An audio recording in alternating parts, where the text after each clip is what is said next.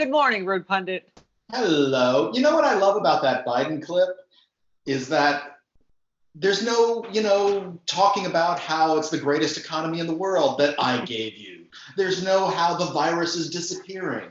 There's no mention of his electoral college great victory.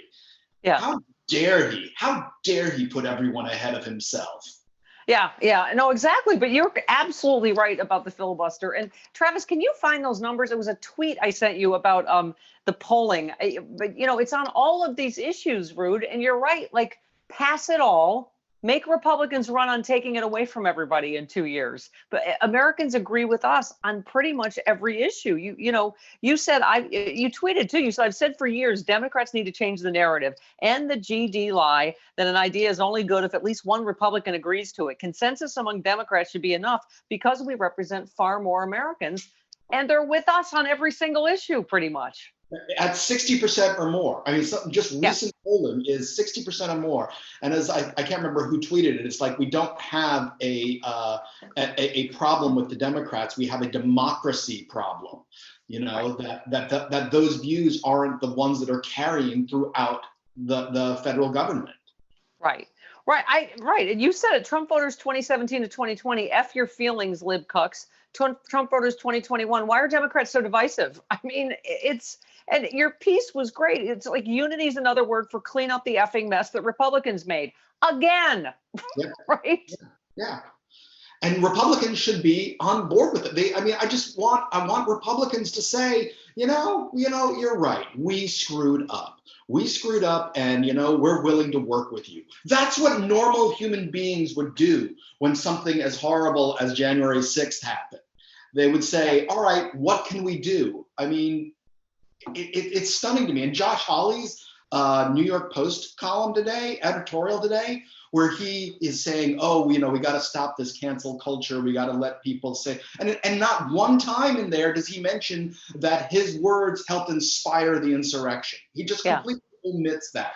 And as if the only thing is because he's just an a-hole, that's why he lost his book contract and other things. Didn't we learn this in Free Speech 101? It's fire in a crowded theater is when it's not free speech. When you are inciting violence, don't talk to me about cancel culture. Yes, you should be canceled if you're inciting violence that people are dying. It's okay. Yes, and you said Republicans are returning to a D-ish form. I don't have my box with the speed of a rabid chipmunk that got into the meth stash. Yes, it is quicker than we even might have expected, given how many people died at the Capitol. Oh yeah, and that and the thing is with that Hawley thing that's really frightening is that it's almost as if they're trying to just erase that event took place.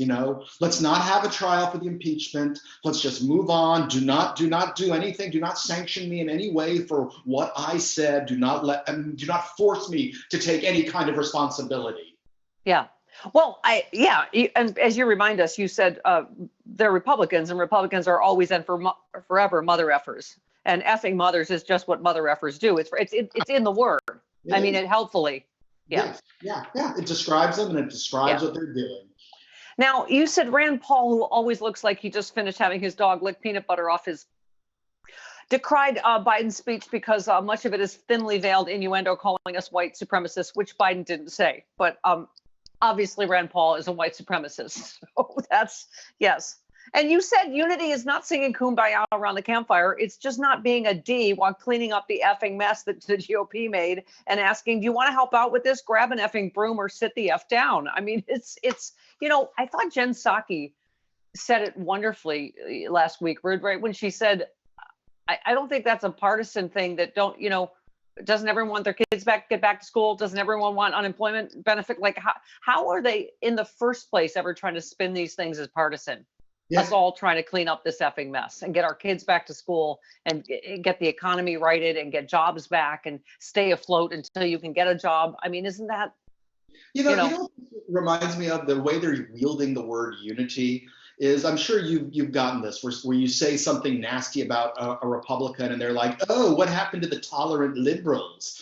And it's like, screw you, we're not tolerant of intolerance. That's stupid.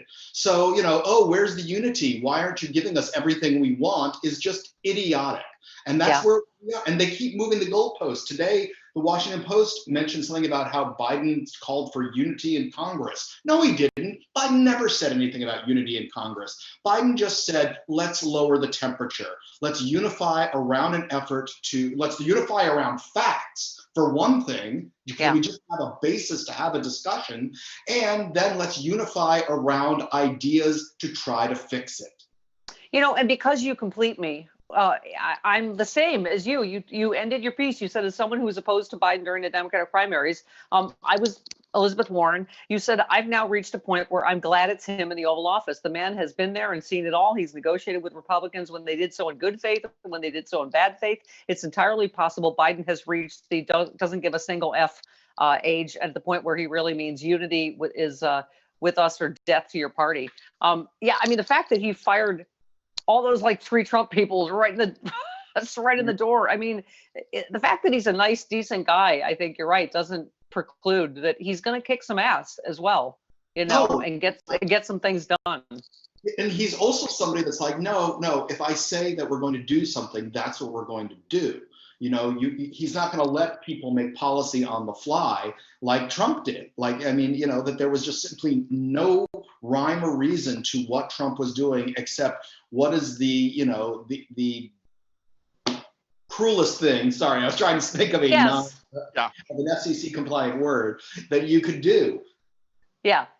Well, here's Amy Klobuchar, because obviously, I don't know, this seems like all they have is that impeachment is unconstitutional, which it is not. Here she is, Senator Klobuchar. It is constitutional. We have precedent from way back when a Secretary of War was tried after he had left office. And obviously, there's a remedy that would help in the future, which would ban former President Trump from running again. But as I listened to Rand Paul, George, I just kept thinking, man, this is why Joe Biden won. Yes. And then she went on to say, the American people right now are struggling. They need pandemic relief. They are literally trying to balance their toddlers on their knees and their laptops on their desk and teaching their first graders how to use a mute button just to go to school. They need help. And I thoroughly believe that we can handle this impeachment trial and, just as the American people are doing, juggle what we need to get done. Yeah, I mean, Rude, excuse me. They just rammed a Supreme Court justice through in how many days after 65 million people had already voted? Don't tell me, you know, it's like, oh, we can't get everything done now, right? Bull. Work a longer damn day, you know, like everybody else is doing. Yeah, you got crap to do. You work a longer day. So you've got to give me your take on this CNN story. So dozens of influential Republicans, including former top Trump administration officials, have quietly been lobbying Republican members of Congress to impeach and convict Trump. It reflects a wider battle inside the GOP, obviously Trumpers. And Mitch said to me that he wants Trump gone, said one Republican member. It's in his interest to have him gone. It's in the GOP's interest to have him gone. The question is, how do we get there? It would only take 17 Republicans, as you know, joining all the Democrats to convict. While the bar is high, some Republican sources think there's more of an appetite to punish the former president than is publicly apparent. And they're saying 10 House Republicans voted for it. Over 150 supported it, said one. You know, and they're saying if this were a secret ballot, they all would vote for it, cowards. Anyway, they're saying the ongoing Republican whisker campaign is based on a shared belief a successful conviction is critical for the future of the Republican Party. Trump created a cult of personality that's hard to dismantle. Conviction could do that. So there's a memo going around saying it's difficult to find more anti-conservative outbursts by a U.S. president than Trump in the last 2 months. So McConnell's facing pressure from both sides, from Trumpers, right, and from people that want him to convict. I mean, and plus you can't trust anything that Mitch McConnell has leaked, right? No, you can't. No, it's always something to his advantage. It's always he's trying to make himself look like the most rational Republican in the room, you know. And you know, you want to say to the Republicans, yeah, you did this to yourself. You effed yourself. Now you have to un-eff yourself. Yeah. So, And you know what? Even if you convict Trump and prevent him from running again for federal office, he's still going to be the giant orange elephant in your room. So whatever he says, I mean, unless he decides that, you know what, I'm liking this golfing and appearing every now and then to yell on Fox News life that he'll have, which is entirely possible. He is that kind of guy. Then they are going to have to contend with him and his terrible, coked out, just dumb children for decades. Oh, by the way, did it give you as much sexual pleasure as it did me seeing all of them crying on Trump's last day? I underestimated the deliciousness of MAGA snowflake tears. Did you? Oh yeah, no, their tears were my lube.